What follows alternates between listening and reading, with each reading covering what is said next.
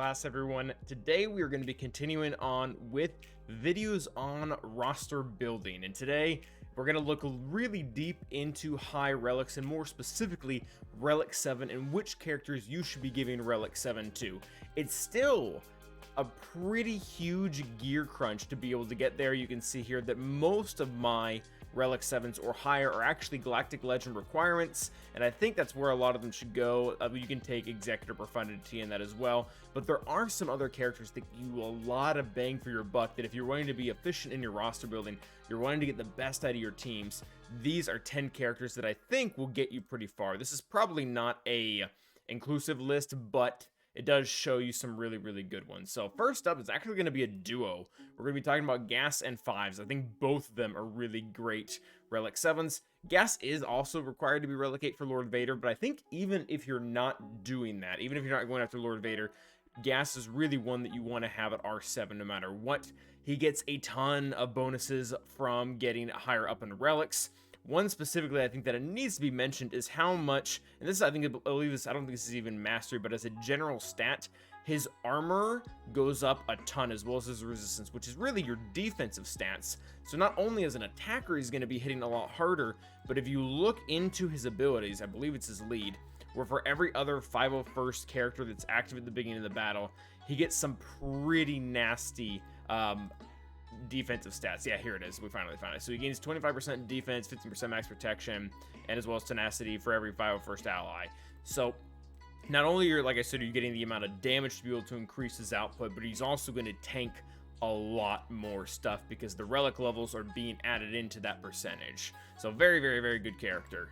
Next up was Fives. Fives actually isn't required for anything right now, which I think is a little weird. Maybe if we get a Galactic Legend Ahsoka later on in the future, he'll be good, but just a really good character. And the big reason why he's going to be in the Relic 7 area is because of his sacrifice. I believe this is the right one where, yeah, if he dies, or rather if another clone trooper that's of the 501st dies, all of his stats go over there. So max health, max protection, speed, and offense. So again, similar to Gas, we're trying to really double up and not just give one character stats, but give a ton of character stats. So if you're using this on offense and the AI is dumb, all this extra health, all this extra protection, all this extra offense is going to be transferred to the rest of the clone trooper teams. And also it's just really nice to have him at a higher relic level so that he's tankier and has more defense, so that if you're putting him on defense and your opponent is really forced to go through him. Like, I feel like the taunt on Fives is one of the most useless taunts in the entire game, because anyone really that knows what they're doing is gonna have to go after him anyways. It's probably the most powerful non-taunt taunt we have in the game. So those are the first two. Next up is going to be Maul. Maul has a similar idea of Gas, whereas Gas, you want him for his defensive stats as well as his offensive stats.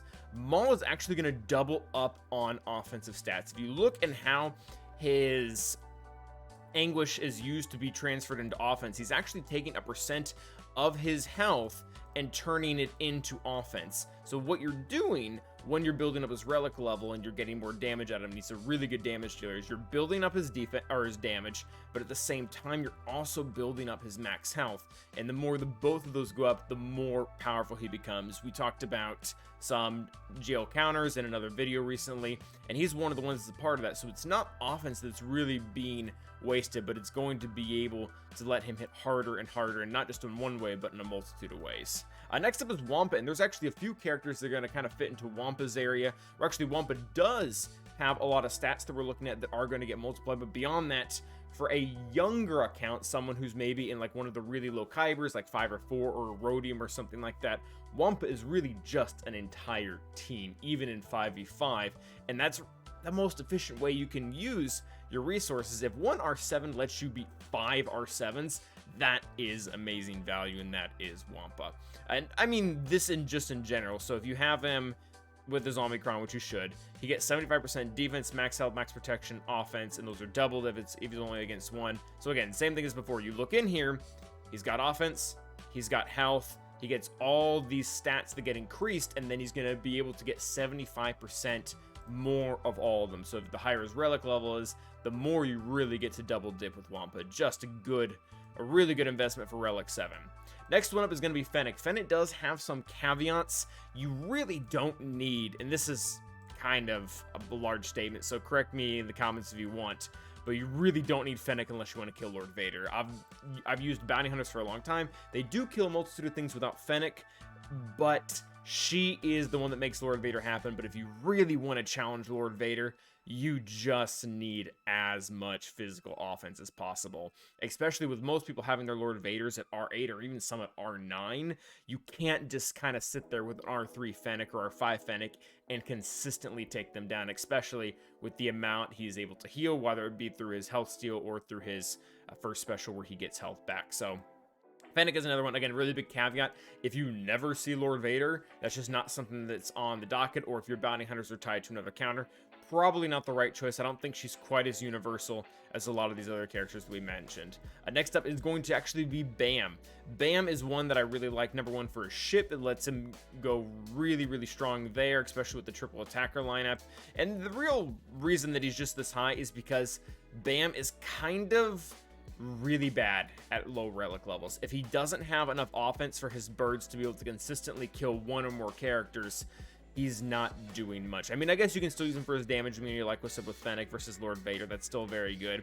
But there are some characters out there, specifically damage dealers, that if you only have them sitting at like Relic 3 or Relic 4, and they go off to do their big hit, which in Bam's case is Whistling Birds, and you don't even kill anyone, and he's your main damage dealer, that's bad. You really need them to be higher than that, and Bam kind of fits in there. I think Sith Marauder fits in there as well, but ever since Malgus came into the game, I don't think he has a lot of longevity. He's also already required for Galactic Legends, so don't need to talk to him about too much. Next up is going to be CLS. This is a different one. I don't see a lot of people have CLS up as an R7, but I just really, really like him. 3PO is not, we're not suggesting him for R7, but he is here because I want to look at his unique. So the reason, and this is my passion project, that's why he's R8. This is probably not a wise choice, at least for someone with a roster of my size. That being said, the reason why CLS is on here is because of this unique. The ally leaders in the Rebel is a Rebel. 3PO and Chewie gain 40% of the leader's max health, protection, offense, defense, potency, and tenacity at the start of the encounter, and all other Rebel allies gain half that. So that's 20% of max health, protection, and offense, as well as a few other things. And again, max health. Well, I guess that's Relic 9, so no protection, but max health and offense. These are both stats that he's going to be able to share with the entire team, and it's just really just kind of keeps stacking, because if you mod him for offense, and you should, and you can get that even higher along with the amount, the 40% that's going to be taken over to everyone else, then he's going to give a lot, and the team's just going to hit really stinking hard. And it's also going to have more defensive viability, which is really nice too. It's going to be harder to be able to kill them. I've noticed this. We focus primarily on GAC here on the channel, but I've actually noticed in light side territory battles, the CLS team takes a beating with him at Relic 8 and, Relic 7. Like, I've even survived, not consistently, but I've survived more than one General Grievous now in light side territory battles, and that's pretty hard to do for CLS. Next up is Vader. Vader is going to be here for a pretty similar reason for Womp. If we're talking about efficiency, if we're talking about the most bang you can get for your buck by putting a Relic level or a Relic 7 on a character very early on, he is the one that you're going to want to do it to, just because he has potential to solo entire teams, especially Geonosians that are early on, and it's very difficult to do that if he's at a lower Relic level, like say Relic 3 that you needed for Giant Luke or something like that. And he's also a Galactic Legend requirement, so it's not something, I'm talking a little bit here about early and mid game, but it's not something you're ever going to regret in end game, because you're going to need him at R7 as well, just to be able to go for Galactic Legend. So very important one. Next up is actually going to be, this is our first tank? I think it might be our first tank.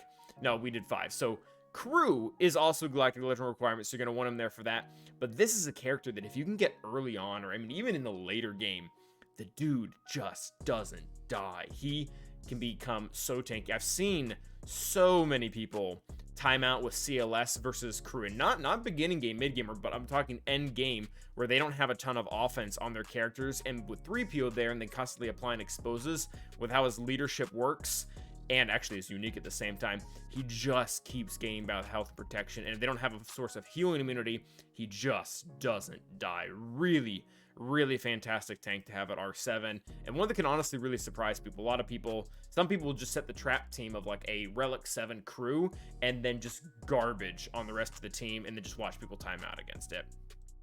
Next up, and actually last, is going to be our Whacking Nest here. She is a personal favorite of mine. A lot of people will probably disagree with me on this one, but Nest was actually my third ever Relic 7, and I don't get a whole lot of use out of her now in soloing. Every once in a while on 3v3, she'll clobber a Maul team, but for the most part, she sits with Bam. But in the beginning, when I first got a Relic 7, my gosh, the amount of teams she sold. If you pull up like my JC stats and like see undersizes, Nest is half of those. I'm not sure how many of those teams are still relevant nowadays, but I think still early on, it's a lot of bang for your buck in a roster. I remember I was beating Bastila teams, Padme teams before Mace became a thing.